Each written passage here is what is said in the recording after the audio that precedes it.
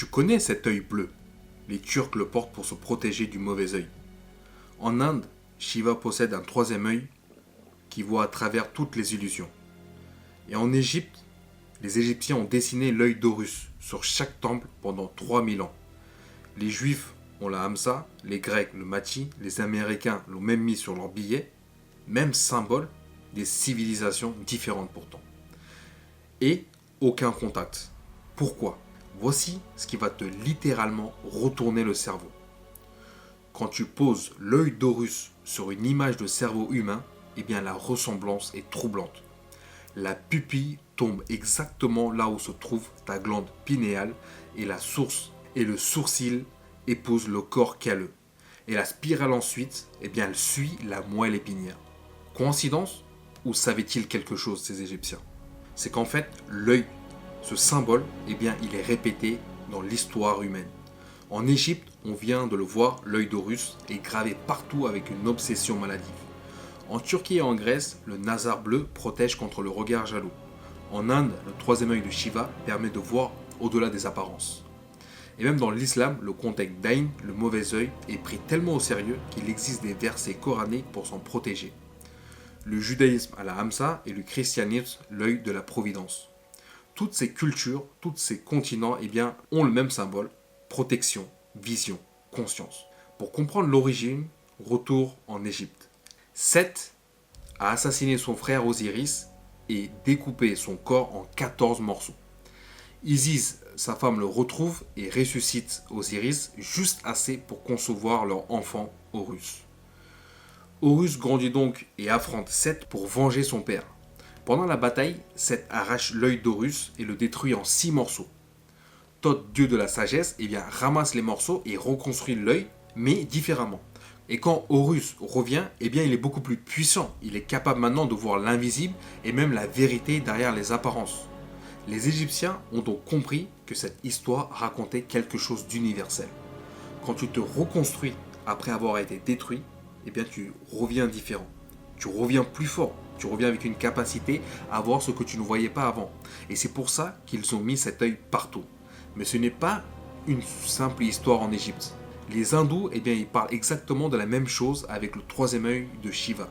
Les Turcs ont développé toute une tradition autour du mauvais œil et même concept partout. Maintenant, côté science, dans les années 30, René Schwaller de Lubix passe 15 ans à étudier le temple de Luxor en Égypte.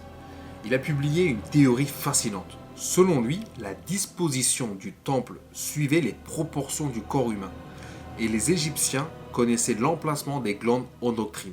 Et plus tard, d'autres chercheurs remarquent encore quelque chose, ce qu'on a vu tout à l'heure, quand tu places l'œil d'Horus à côté d'une coupe du cerveau humain, les similitudes sont vraiment dérangeantes.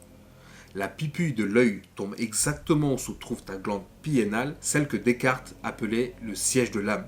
Le sourcil épouse parfaitement la forme du corps calleux qui connecte les deux hémisphères et la spirale suit le tracé de la moelle épinière. Et quant au corps de l'œil, il correspond au thalamus qui traite toutes les informations sensorielles. Et puis, il ne faut pas oublier qu'il y a ces 6 marques fractionnaires, 1 sur 2, 1 sur 4, 1 sur 8, 1 16e et 1 32e, sans oublier le 1 64e. Le total fait 63 sur 64. Il manque et il manquera toujours 1 sur 64. Pourquoi? Parce que les Égyptiens disaient que la perfection absolue appartenait qu'aux dieux. L'humain reste toujours incomplet, toujours en quête. Est-ce qu'en réalité les Égyptiens ont vraiment voulu dessiner cette carte de cerveau? Ou alors est-ce qu'on ne peut pas le prouver? En tout cas, la ressemblance est là. Et comment aurait-il pu le savoir? Car le problème, c'est pas ça. C'est que les Égyptiens, ne disséquaient pas le cerveau. Ils le jetaient pendant la momification.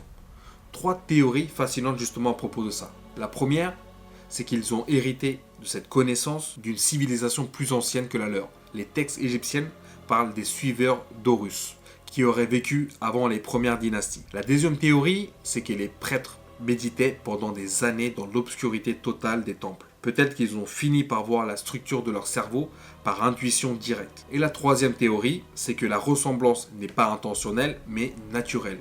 Quand tu médites profondément, tu vois des formes géométriques qui ressemblent naturellement à la structure du cerveau.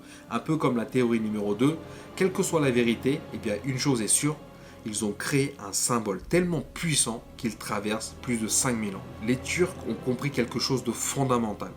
Plus tu réussis, plus tu attires. Plus tu réussis, plus tu attires l'envie. Et cette envie, eh bien, cette mauvais œil a un effet réel. Par exemple, la neuroscience a confirmé que ton cerveau détecte les regards hostiles. Ton cortisol monte dans ce cas-là et ton énergie baisse. Alors arrête de tout partager, arrête de chercher la validation, construis en silence.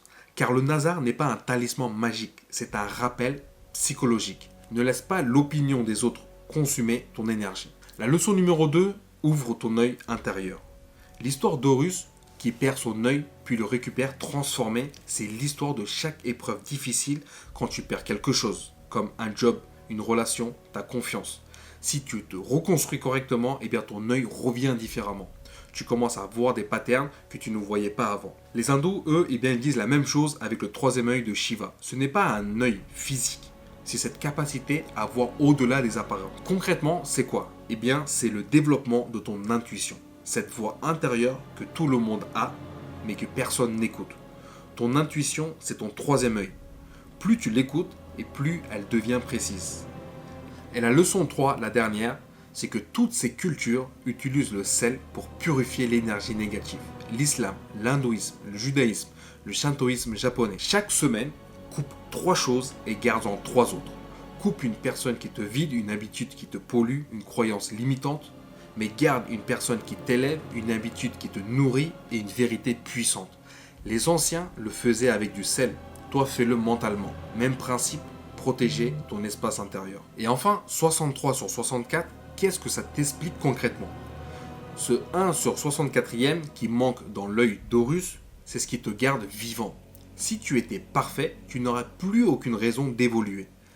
L'imperfection est le moteur. Donc arrête de chercher la perfection, cherche juste la progression. Ce que je te propose sur 7 jours pour ouvrir ton œil. Jour 1 et 2, note 10 choses que tu as vues aujourd'hui.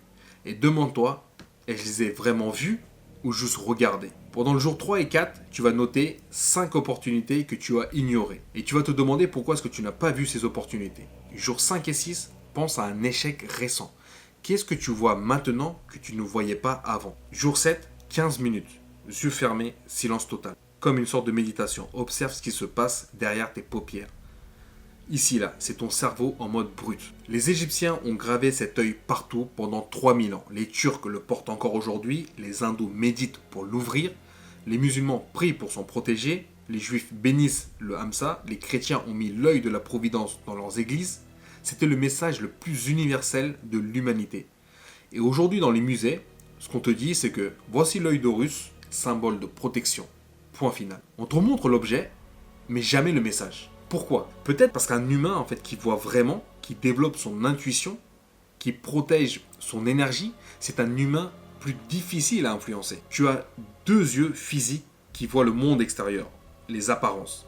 Mais tu as aussi cet œil intérieur, celui que les Égyptiens ont dessiné, celui que Shiva ouvre, celui que les Turcs protègent. Tes 2 yeux te montrent ce qui est, mais ton œil intérieur te montre ce qui pourrait être. Les Égyptiens savaient, les Hindous savaient, les Turcs aussi, les Grecs savaient. Toutes ces civilisations ont compris la même chose et ont passé des millénaires à te transmettre ce message. Maintenant que tu le sais, qu'est-ce que tu vas faire? Tu continues à regarder ou tu commences à voir? Ils ont tous essayé de te le dire. Maintenant, c'est à toi de voir.